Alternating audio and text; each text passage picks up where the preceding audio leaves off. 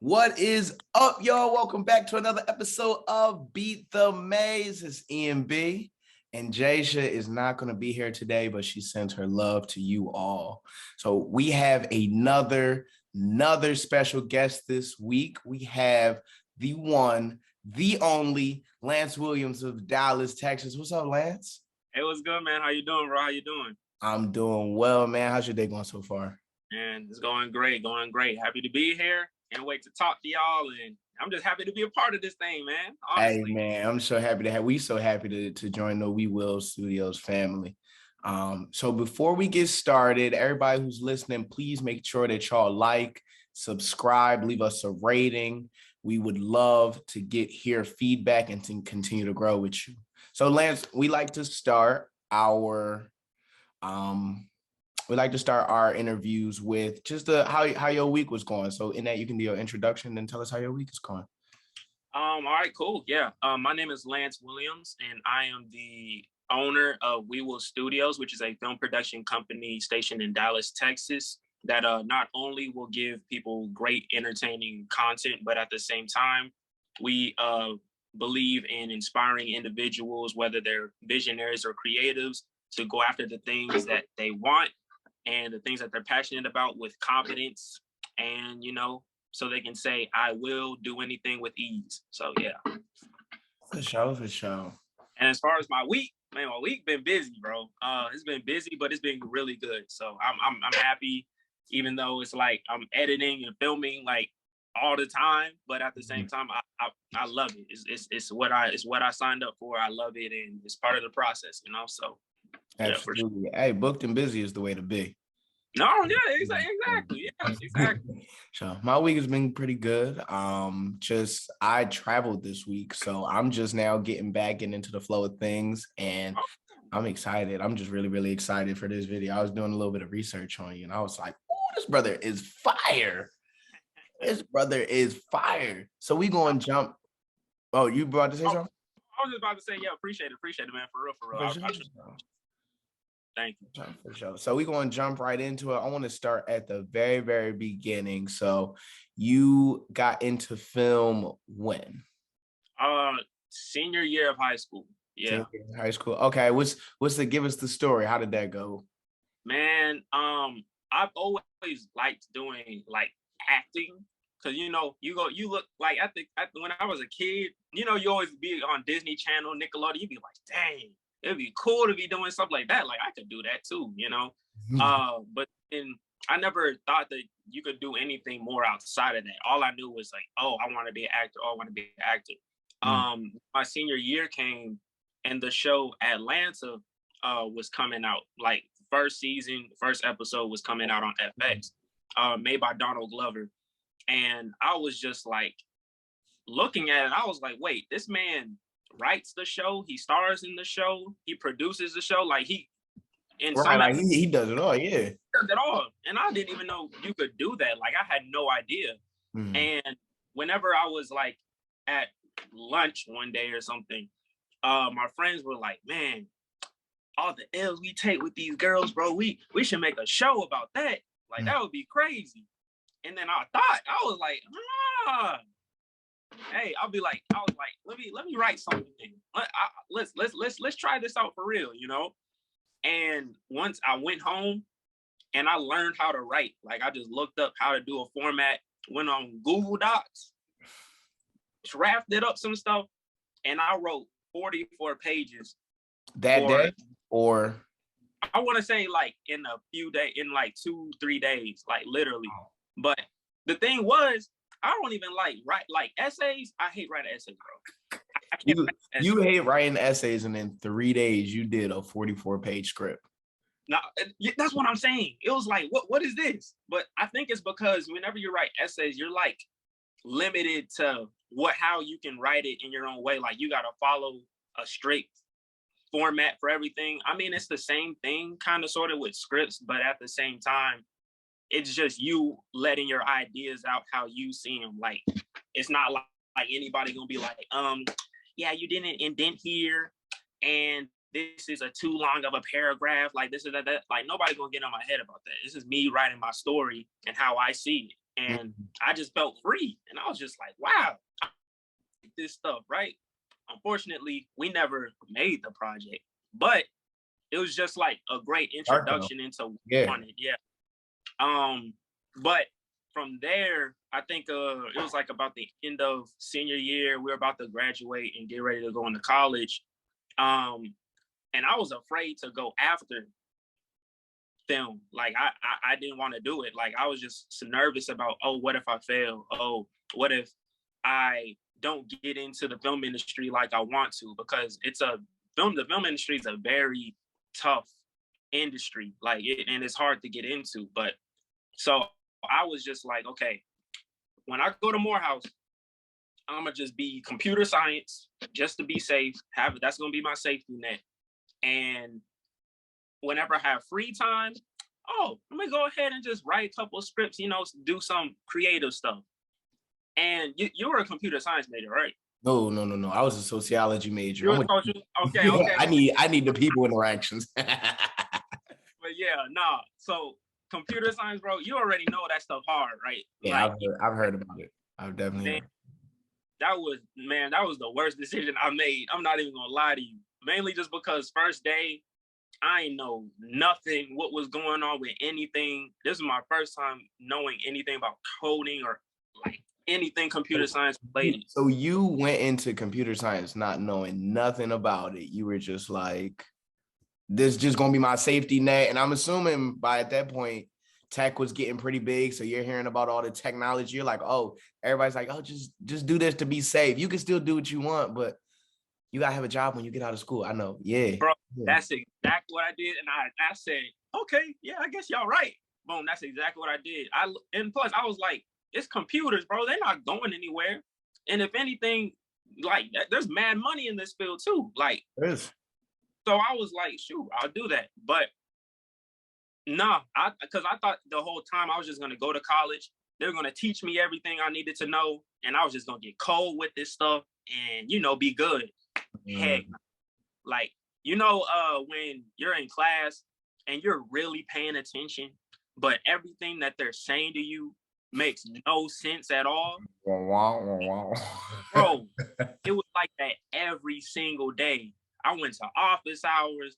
I stayed after class, asked questions, all of that stuff. Oh, wow. And it just was not making no sense. But whenever I had a little bit of free time in between trying to finish a code by the end of the night or whatever like that, I was writing. Like I would always try to write whenever I could.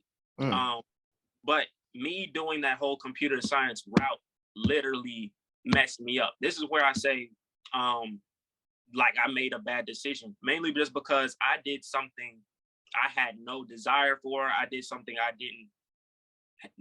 it didn't bring me no type of happiness at all. So basically that started weighing on me because my heart was somewhere else. I would rather be doing this stuff, but really what I was doing was something I had no love for, something I didn't like to do at all. And it just started weighing on me more and more and more throughout the semester. And that's when I experienced my first anxiety attack. That's when I experienced like stress to the 10, because it was just like, bro, I don't like doing this stuff and it's not making sense. And I'm messing up my grades, my GPA and all that stuff because of that. And you know how they always stress the importance of having good grades, GPA, all this other stuff. I'm over here trying to do that, but at the same time, it's like it's just not working. But then eventually, like all of my friends, they always tell me stuff like, "Oh man, like I always thought you would be doing stuff, in the creative field, this is that," but I couldn't do it just because I was afraid of not succeeding in this thing, right? So you were afraid, not that you didn't have the ability, but just that you absolutely like told yourself that you couldn't, basically. Exactly. That's what I'm saying. Like I was holding my own self back, because it was just like I was fear. It was just nothing but fear. You feel me? So literally, eventually, I was just like, "Oh, what do I do?" Because I hate feeling like this. Like that's when whenever I had my first anxiety attack, I was like, "Bro, no, this right. It ain't supposed to be like this. Right. So What literally, was what was that like, that pivotal moment that went from, yo, you hate computer science, this is what I don't want to do, versus like, F it, I'm going all in. Like what was that pivotal moment for you? okay, so you know when your parents always tell you stuff like, oh, do the right thing, oh, do this, oh, do that. But it's always good advice, but you're never like truly taking it in. Mhm. Like, really, my mom, she's always been a person of, she's probably the most positive person I know. Like, anytime something goes off of her plans, she always like adapts and makes it work. Or whenever there's negativity around, she just stays strong in her stance on things and just stays positive, happy. Like, she doesn't let anything take her stuff down, and she believes in herself to it's crazy. So literally, she keeps on stressing to me, you have to believe in yourself. Like, that was the main thing. Believe in yourself. Because if you don't believe in yourself, you're not going anywhere. Like, she told me this so many times, but until it was in that point of my life, I was just like, okay, let me truly take this in, right? And I can't really explain what kind of like just flipped the switch, but it's just, I just heard what she told me after I like had a conversation with her about all the stuff I was going through. And literally, I just thought about it. I sat with it for a day or two, and I was just like, okay, I'm not gonna hold myself back anymore. Like, I can't even explain like what that shift was. It's literally like a flick of a switch, like where you just hear the right thing, or the right thing just finally makes sense to you. Everything else just changes. It was like literally like a flick of a switch. And from there, I went to the what was it? I don't remember what the place was, but you go there to like change your major and stuff like that. Went there, changed my major, and I started, believing in my capabilities as far as like being able to be successful in this industry. Because it's like, yes, am I in a position at all to see that? No. But I believe that. I believe that despite me being in my current position, I will get there. Because if I don't try to go there, I'm not. It's like if you don't put any action towards something, how are you going to get it? If you don't believe that over time you're going to grow into the person you are supposed to be to become what you want, you're not going to get there. You have to believe in yourself through everything, no matter what comes your way, no matter what happens, no matter whatever, you have to believe in yourself. That's literally the number one thing.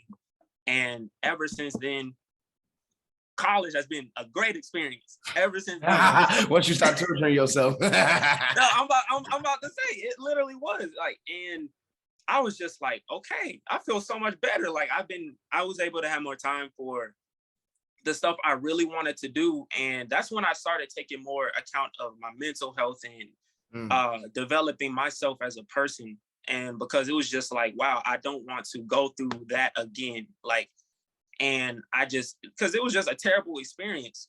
But then whenever I was about to change my major, CTIMS, right? So I was like, all right, let me go ahead and go to CTIMS. Let me go ahead and register for this thing, apply, whatever, because they have like this whole application process. You can't just claim it and you're in. So I applied, and at this time, my GPA was like in the like about 3.0 at the time, because computer science messed my stuff up. Like, I'm not even gonna lie to you. My stuff was like 2.7 whenever I was done with that semester. But I was able to get it back up because, That's I good, wasn't doing computer science anymore. So literally, I applied, I went through the whole process, and I think before I found out what I got, I was like, bro, since I found this new meaning in my life, let me make my first short film. I made it myself. I made it in my dorm room. And yeah, it was just like an ode to me finally getting to this understanding of how I need to look at things. Wow. And yeah, and literally I was just like, yes, this feels great. And then whenever I found out my results, I didn't get into CTIMs. Okay. And I was like, dang. And it hurt me because I thought that this was going to be the only thing that was going to help me get to where I wanted, you know, because they always say college is the thing that kind of sets up your life and stuff like that. That's what they be saying sometimes. But I applied, I didn't get in, and it hurt me. And then my mom was like, wait, hold on. What you getting upset for? You think like these people are gonna be the thing that gets you to where you want to be? No. At You 18, have 19 at that too, yeah. That's what I'm saying. Exactly. And she was like, no, you hold everything in your power to get to where you want to be. You don't need no CTIMS department. You don't need none of that. Like you have the ability to do that yourself. Now, since you're not in CTIMS, you do need to be in something else. And that's when I realized, okay, what else could I do besides CTIMS that's going to help me with what I want to do in my life? And that's when she was like, you might as well just do business marketing, because that's an important aspect when it comes to filming anything or anything like that. So I looked into marketing and how it influences the film industry. And marketing is everything, bro. Like everything. Like whenever a movie comes out, they're on 100 with marketing. You see it everywhere. You see constant commercials. They're making constant content for it on social media platforms. Like marketing is everything. If there's no marketing in your film, nobody's going to know about it. Nobody's going to see it. Exactly. So I was like, all right. So I became a business marketing major.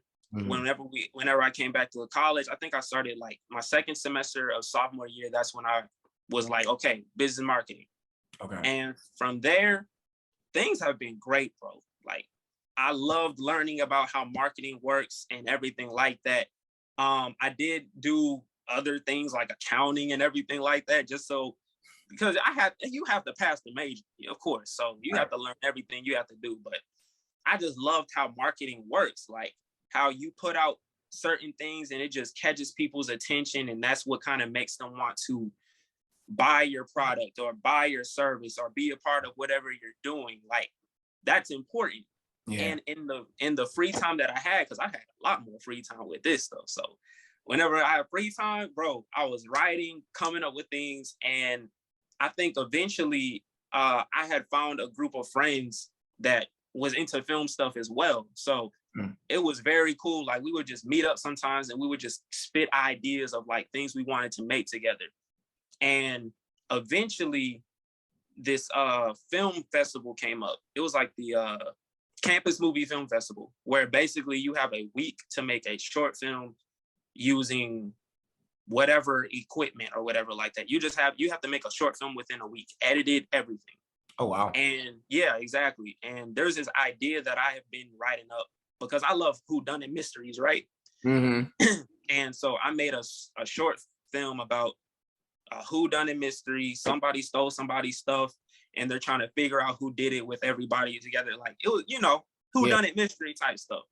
And so I told the group, I was like, yo, I got this idea, what y'all think? Everybody was cool with it. Everybody liked it. And then they're like, okay, let's submit this for this film festival. So I wrote the script. We got the actors down. We had got the equipment, everything we needed to get this thing started. And I think it was about a Saturday and the film was due Tuesday. So we were up to, no, it was a Sunday. Yeah, it was a Sunday. So we were up to like 1 a.m. filming this thing on that Sunday, filming all the lines, doing everything like that.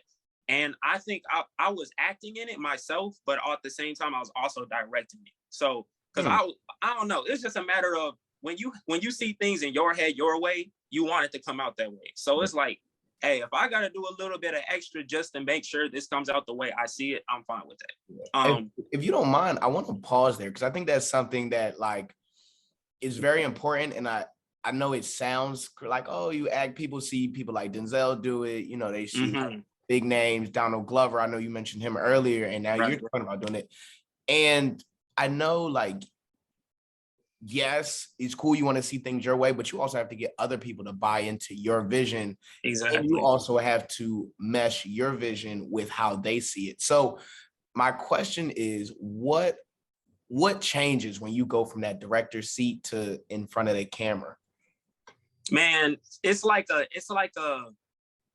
I like how you said you gotta also mesh your ideas to the other people's ideas, because I didn't want this whole thing to be solely, oh, me. This is Right. my idea. I'm not changing it for nobody. This is that. I never liked that, just because it's like I want everybody to feel involved in a part of the making of this thing. I don't care how little your role is. Like, I want you to feel involved. So I think that really showed whenever we were coming up with how we were gonna make each event flow into each other. We would have meetings together. Literally, it'd be all of us filling up one of them study rooms in Club Woody. Yeah. Yep. And then boom, we would all just be, yep, hey. Club Woody. Club Woody. So we would literally just be in the study rooms, just coming up with ideas. Okay, how do y'all feel about this? How do y'all feel about that? And we did all of that together. And yes, it was a concept I created, but at the same time, that, like, as far as the story, how the story went and everything like that, we all did that together.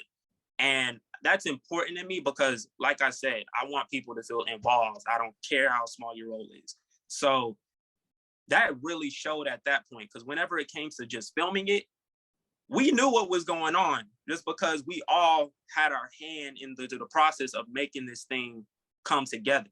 So that really made the whole directing process easy for me, because I would just be like, oh, you remember this part of this is this part of the story, and everybody would just be like, okay, cool. And then whenever I just get in front of the camera, I just gotta do my part.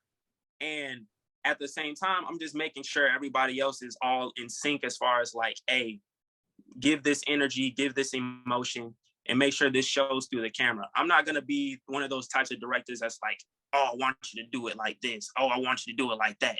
Can you say these exact words? Because at that point, you're not even really directing nobody. You're just telling somebody what to do, and they're not even doing their job. They're supposed to be actors.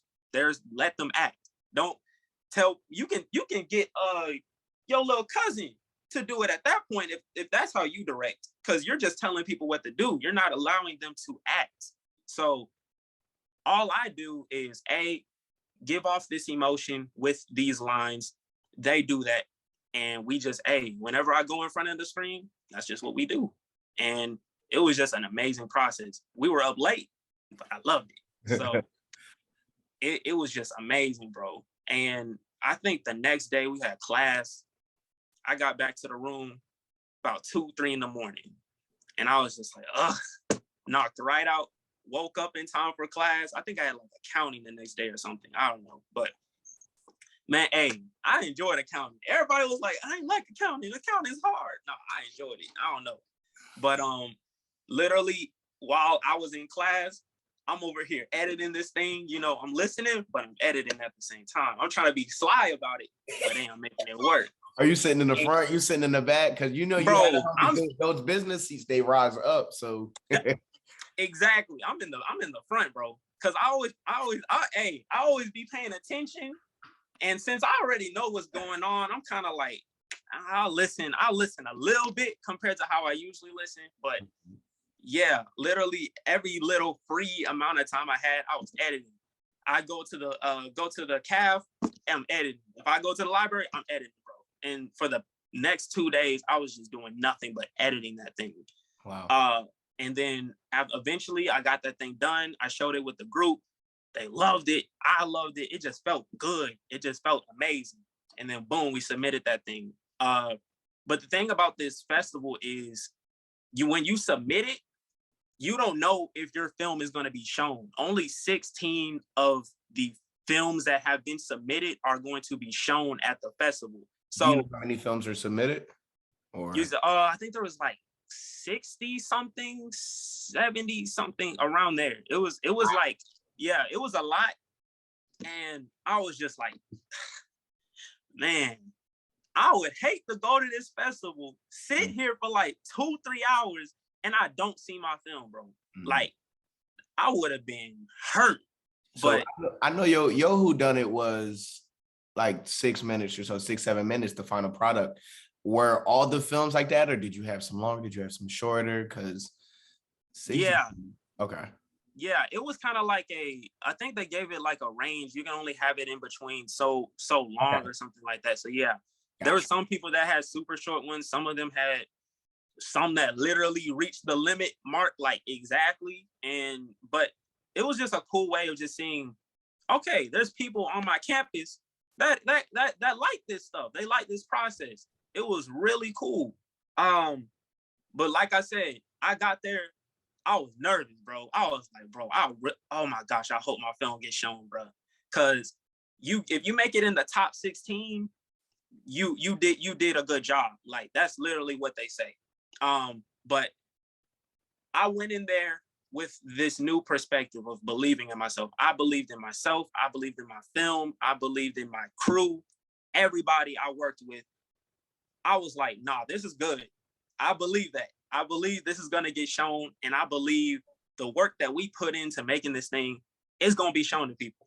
I feel it. I don't know. I just tapped into that belief instead of being afraid of, oh, what if it doesn't? What if it doesn't? I'm not thinking about that. I'm thinking of, wow, what if this thing gets shown?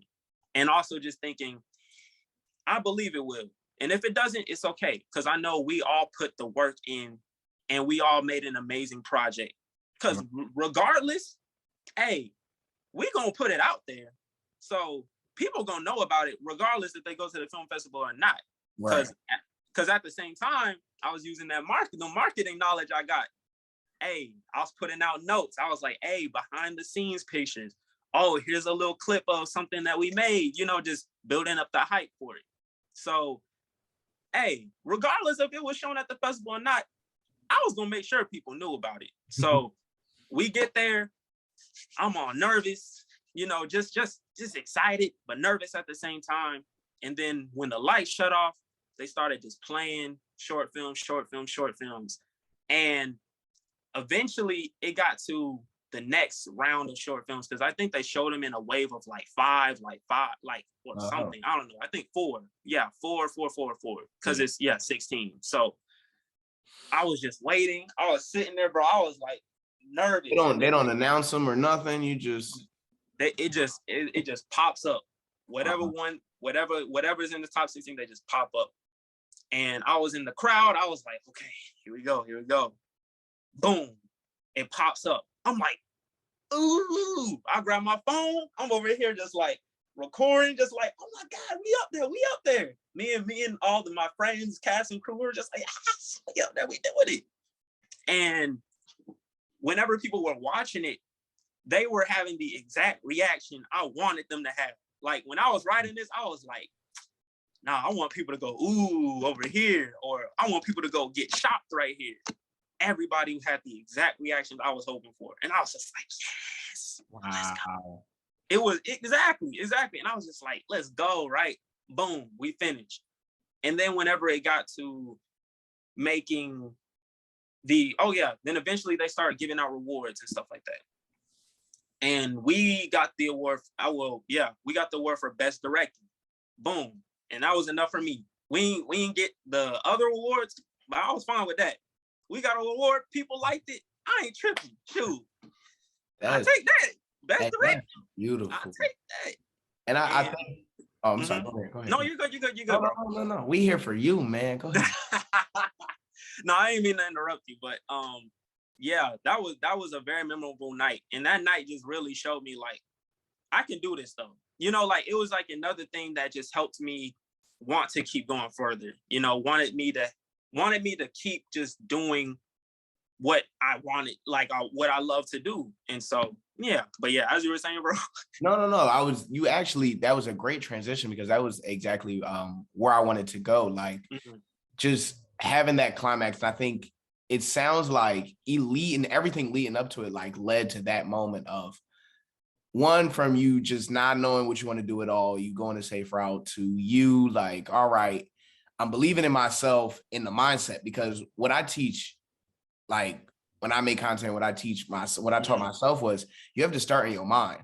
And that's Right. exactly what I heard. And I love that. Like, you start in your mindset, you're determined, and you have a strong support system. That's beautiful to just say, hey, Lance, you can do this, believe in yourself. Because Right. everybody doesn't have that. And so, to put all that hard work in is beautiful. And I think that is so synonymous with the name of your company, We Will Studios, because everything that we heard in the story was we will. And it wasn't I will. Like, yes, showed, but Exactly. we will. We're going to bring our ideas together. We're going to give our all. We're going to have our film shown. And I just, man, that is incredible. That is a true testament to hard work.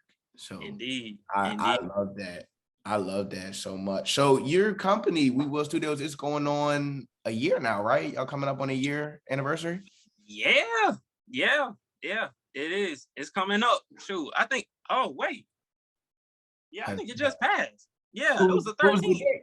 It was the 13th. Congratulations on your Okay. 1 year. Yeah, for real. I didn't even, I was, bro. Hey, boy, be I working. was not even thinking about it, bro. But yeah. Okay. Yeah. Now looking back, yeah. Okay.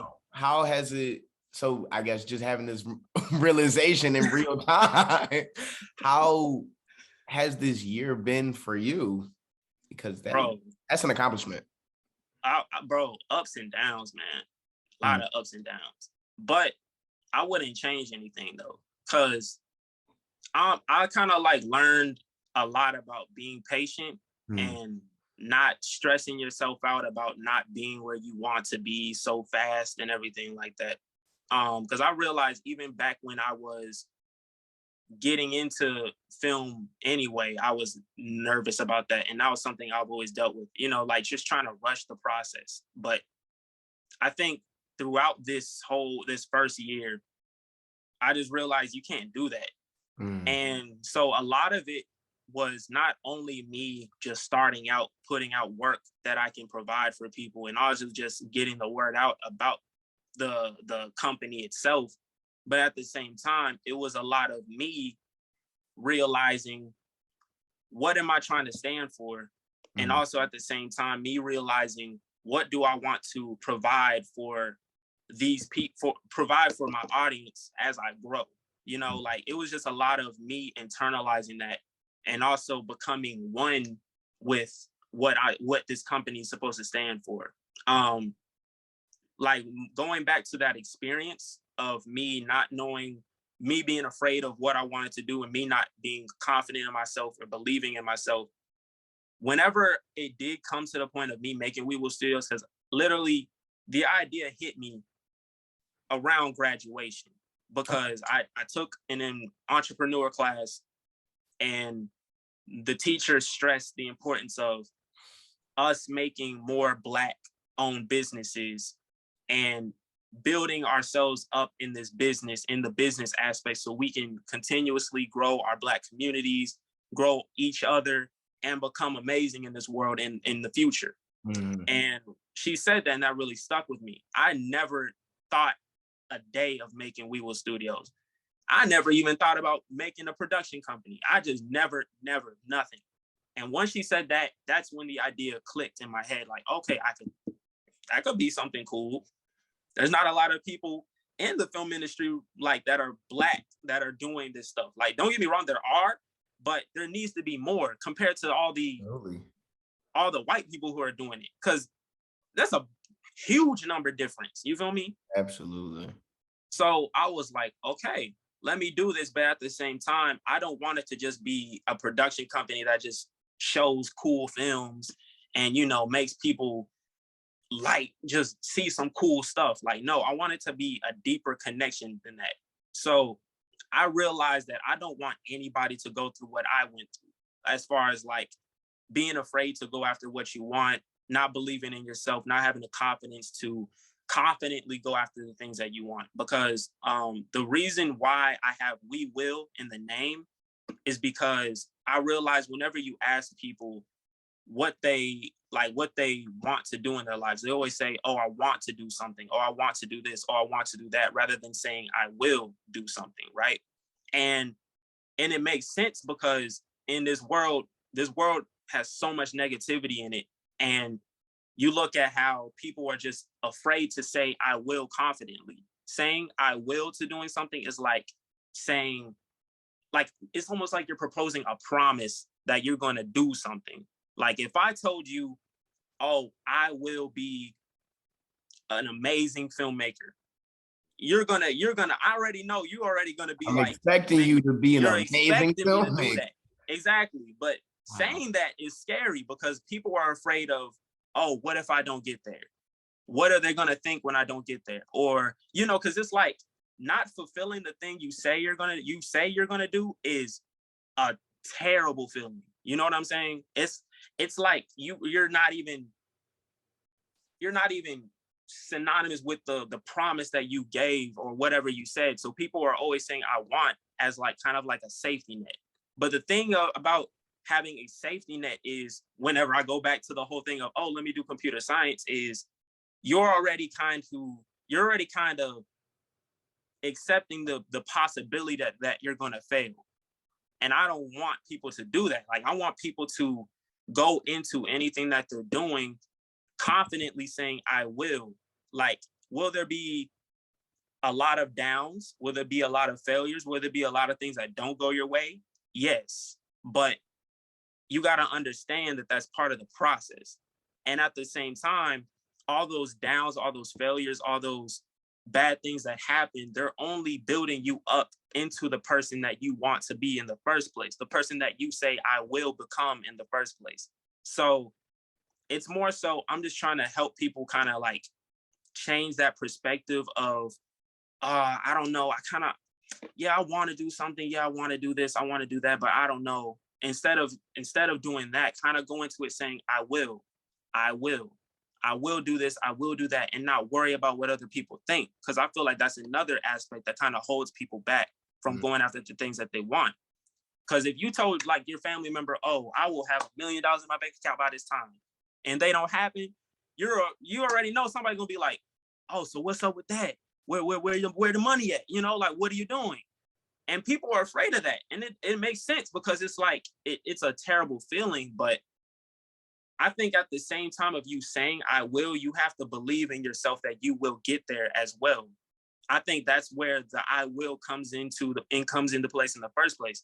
You believe that, and you're confidently saying you will get to the point that you want to be. And I kind of just want that to be a norm, and like kind of like a normal process for people to get there. Because I don't want anybody to go through what I went through and have to do something that makes them miserable and it hurts them, instead of going after something that they truly want for themselves.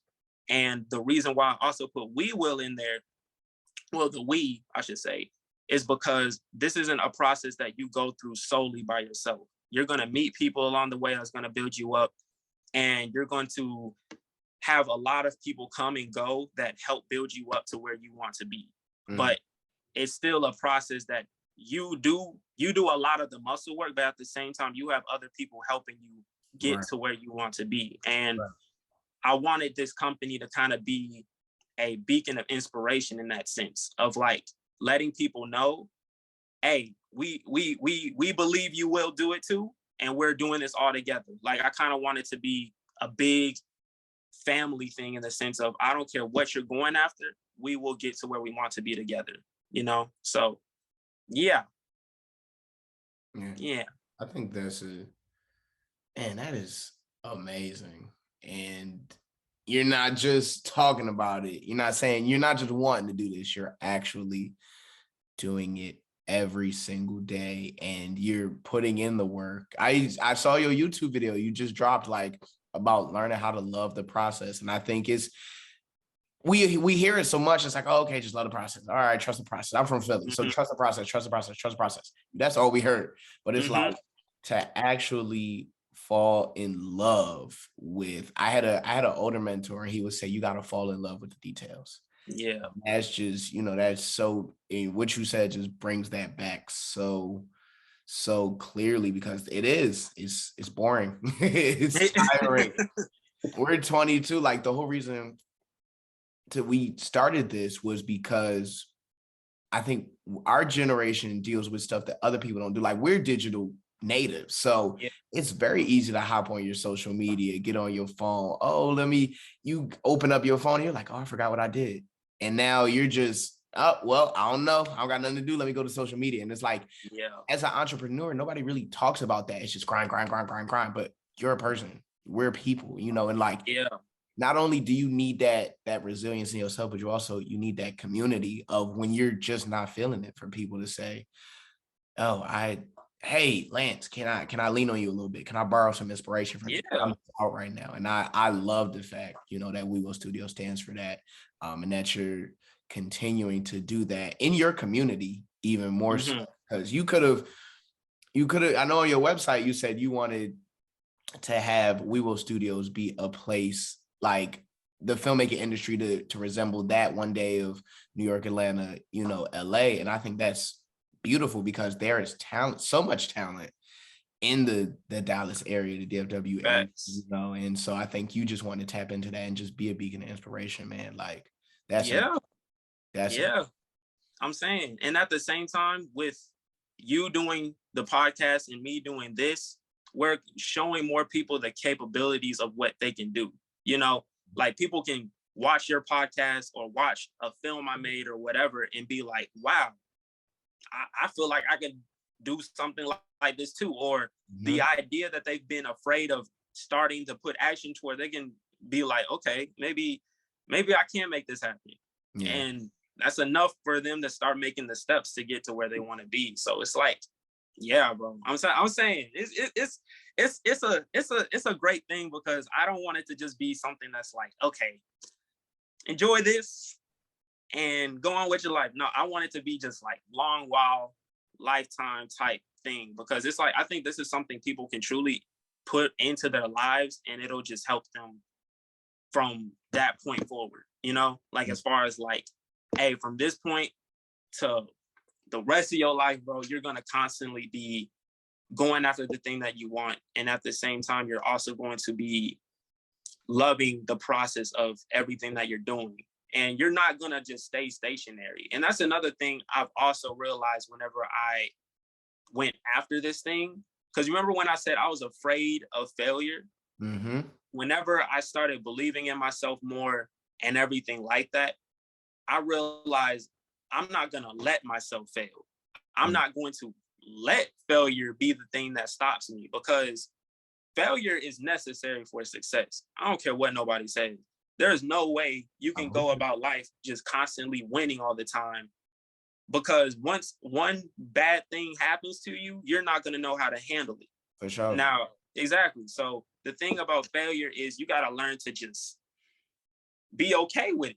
It happens. And I feel like that just needs to be promoted more, because failure is not always the best feeling in the world. I get it. It sucks. It sucks. I'm about to say, sometimes it could be like a dang, that's tough. And sometimes it could be like oh my gosh, what am I gonna do? But I think we just gotta keep promoting to make something out of it anyway. Like, it's bad, but adapt to it and make it work for yourself anyway. So yeah.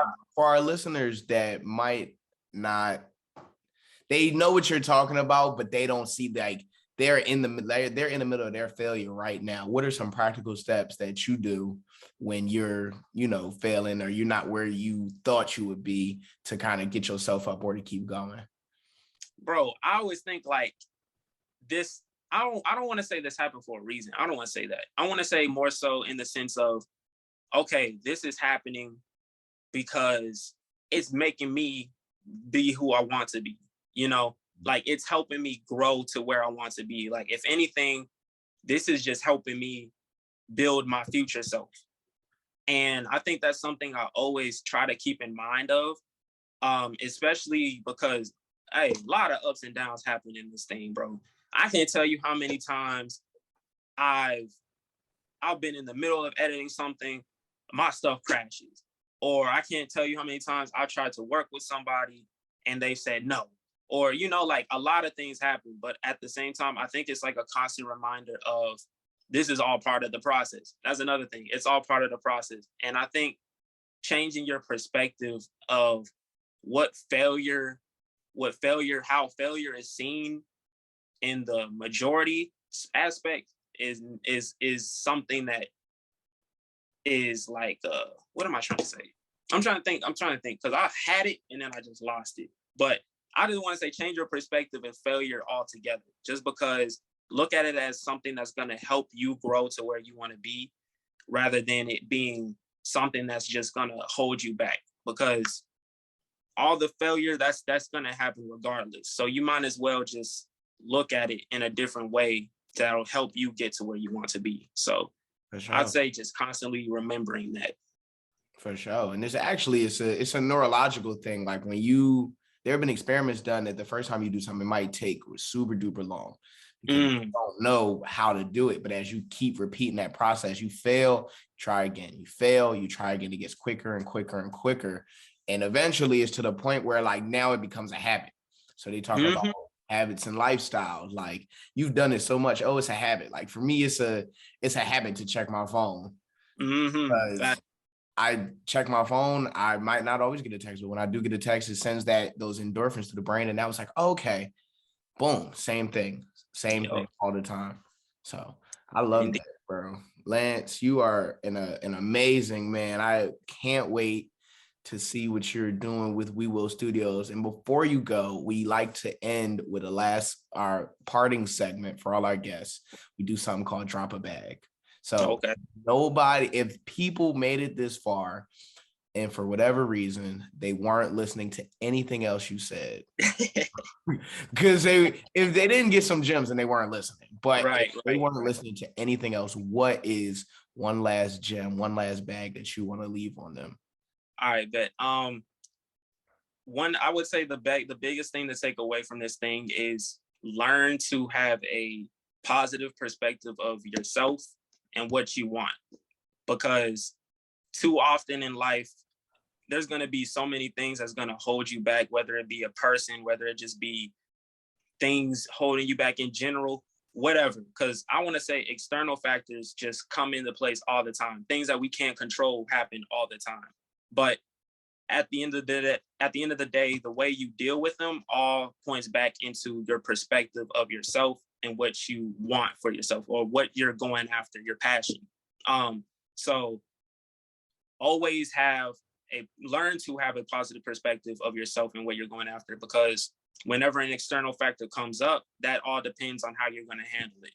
I think there's this quote I saw where basically it said your perspective of yourself sets up how you let external factors affect you. And I was just like, okay, so boom, there you go. That's your bag. That's your bag right there, Lance. Thank you so much. I'm excited now. Like I was excited when we connected, but I'm so excited to be part of the We Will Studios family. For the people who are interested in joining the family as well, where can they find you at, or how can they continue to keep up with you? Dude, everybody follow us on all platforms at We Will Studios, and hit us up about anything, man, because literally we want to have a good relationship with everybody that supports us. So definitely follow us on there, subscribe to us on YouTube. Everything is at We Will Studios. So yeah. Oh, and you can find Jasia on all platforms at Jasia Robinson, Jasia Robinson like Jackie. You can find me on Twitter and Instagram at ENB, 2 underscores at the end, TikTok, Ian.B3. And you can follow Beat the Maze on all social media platforms at Beat the Maze Podcast. That is one word. Thank you again, my brother. It's a blessing. And I know the people are going to learn something from it. Bro, thanks for having me, man. I like what y'all doing. I'm happy that, I got to connect with some more people from the AUC to kind of keep making things happen. I love this. So, man, keep doing your thing. I'm happy for you and Jasia. And man, can't wait to see y'all grow more too. So thanks for having me. Thank you. For our listeners, we'll catch y'all next week, Monday, 8 a.m. Have a good one.